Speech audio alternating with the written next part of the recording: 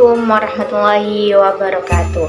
Yang terhormat Bapak Muhammad Syarif Kholili MPDI selaku dosen pengampu mata kuliah Filsafat Islam. Saya Alfiatun Nikma Angelina, semester 5 dari Prodi Pendidikan Agama Islam, akan mempresentasikan jawaban saya dari soal UTS Filsafat Islam. Baik, di sini saya akan membahas tentang awal pertemuan umat Islam dengan pemikiran filsafat khususnya di wilayah Jazirah Arab.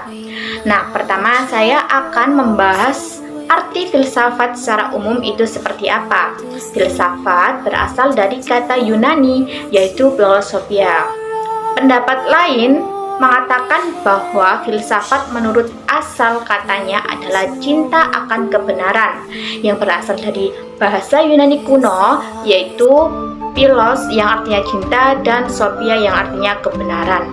Ada yang berpendapat bahwa kata falsafah berasal dari bahasa Yunani kuno yang apabila diterjemahkan secara bebas memiliki arti cinta akan hikmah.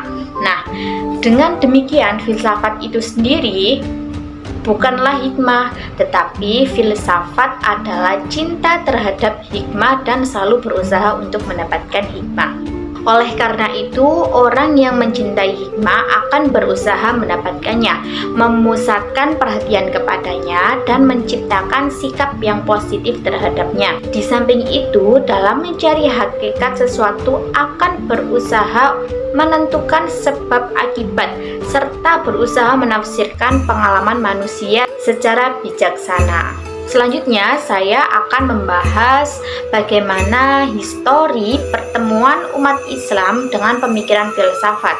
Nah, filsafat muncul jauh lebih dulu dibandingkan Islam yang didakwakan oleh Nabi Muhammad SAW. Islam muncul di Jazirah Arab pada abad 6 Masehi, sedangkan filsafat telah muncul di Yunani sekitar abad ke-5 sebelum Masehi. Dan pertemuan Islam dengan filsafat terjadi pada abad 8 Masehi.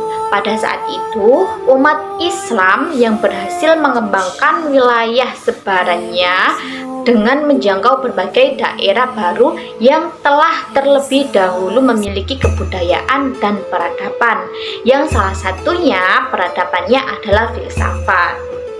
Nah, pada abad pertengahan, filsafat telah dikembangkan oleh umat Islam melalui gerakan penerjemah buku filsafat Yunani ke dalam bahasa Arab.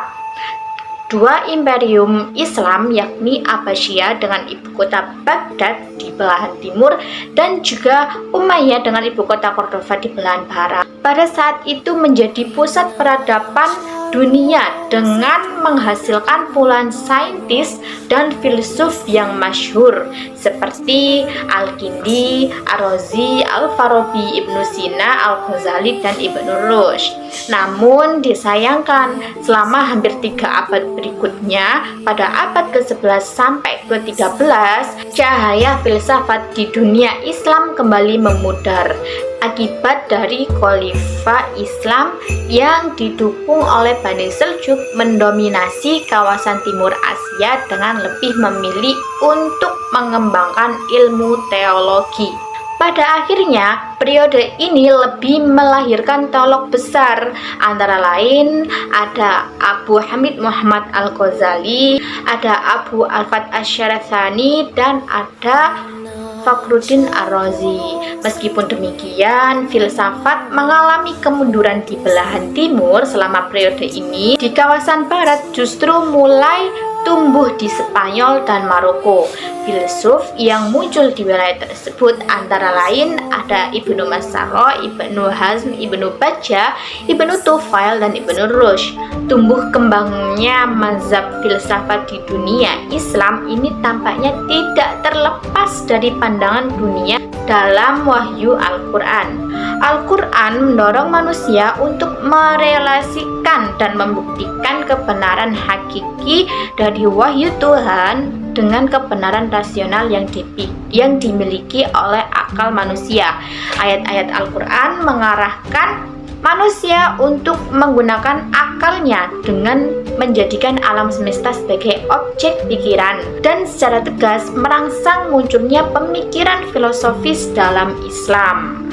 Nah, begitulah sedikit penjelasan saya mengenai pertemuan Islam dengan pemikiran filsafat. Apabila ada kesalahan dalam pemaparan, saya mohon maaf yang sebesar-besarnya. Kritik dan saran dari Anda sangat membangun bagi saya. Sekian dari saya. Wassalamualaikum warahmatullahi wabarakatuh.